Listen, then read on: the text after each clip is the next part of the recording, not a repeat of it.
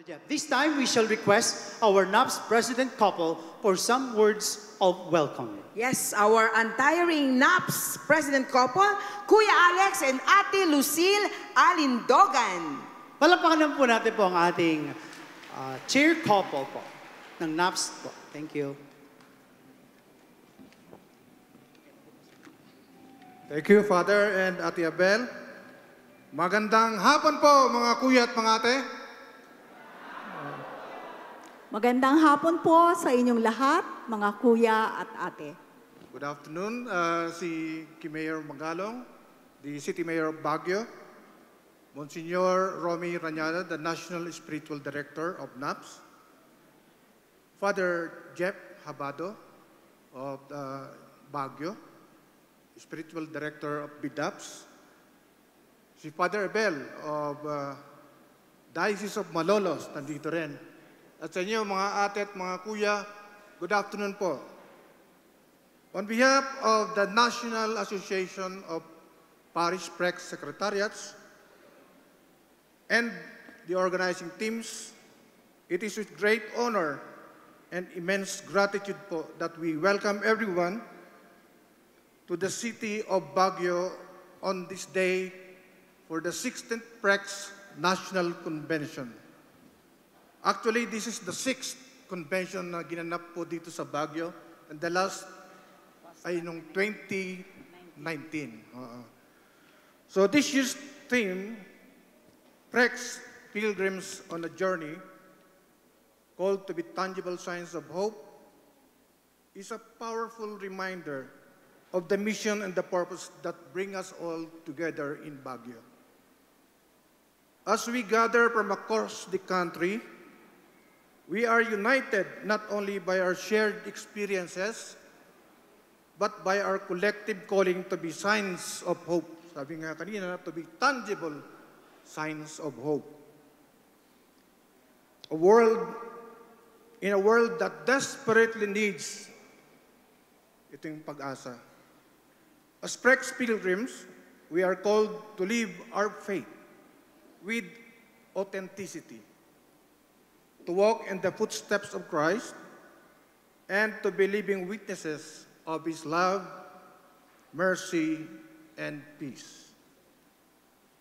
Nakita po namin ito, kaming dalawa ni Ate Lucille sa aming paglalakbay, habang kami ay naghahanda patungo dito sa event na to. And salamat sa mga organizing teams na kaagapay namin. Nandito tayo ngayon. Over the next 3 days po, we are blessed, or we will be blessed, to have the opportunity to listen and learn from a remarkable lineup of speakers, of resource speakers.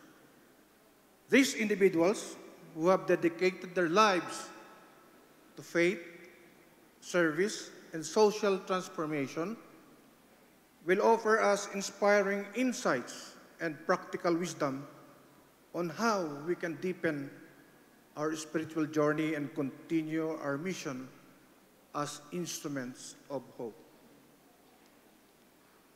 As we engage in prayer, fellowship, sharing, and dialogue, let us open our hearts to the Holy Spirit, who will guide us and strengthen us on this shared pilgrimage.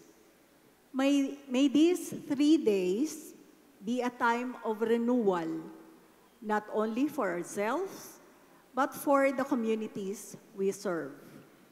Let us be encouraged by the stories, wisdom, and experiences that will be shared, and may they inspire us to return to our parishes as even more committed and empowered disciples of Christ.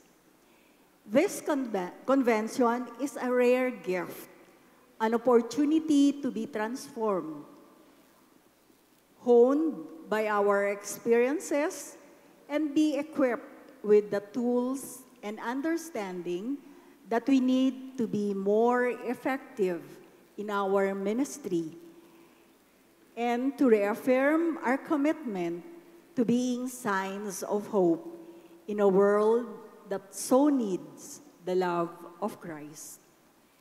Maraming salamat po sa inyong pagdalo sa convention na ito. Thanks for being part of this journey and for your continued dedication to the mission of PREX. Together, let us walk in faith, united in purpose, and open to the many blessings and insights that this day will bring. Once again, welcome to the 16th PREX National Convention. May this gathering be a source of spiritual growth and inspiration for each of you. Mabuhay po tayong lahat. Mga kuya at mga ate.